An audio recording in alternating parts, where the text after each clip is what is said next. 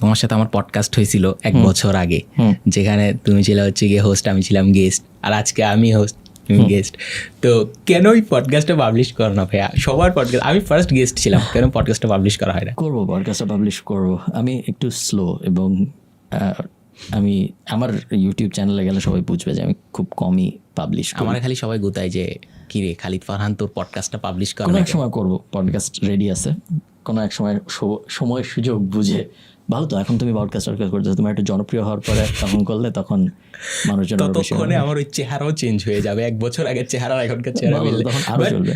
এটা আমি এই পডকাস্টটা করার পিছনে আরেকটা রিজন আছে, সেটা হচ্ছে গিয়ে ভাইয়া তুমি পডকাস্ট আমারটা পাবলিশ করো না করো, আমি তোমারটা পাবলিশ করে দেবো। এই পডকাস্টটা যতক্ষণ আপনারা যতক্ষণ দেখতেছেন ততক্ষণ আমারটাও পাবলিশ হয়নি। হ্যাঁ না ঠিক আছে, বাট হয়েছে পডকাস্ট, এটা সত্যি। মানুষ ভাবে যে খালিদ ফারহানের সাথে কি দেখা করছিল এই জন্য ছবি তুলছিস, ভাই হয়েছে। হ্যাঁ না হয়েছে, এটা আমি সাক্ষী, হয়েছে এবং পাবলিশও হবে কোনো এক সময়।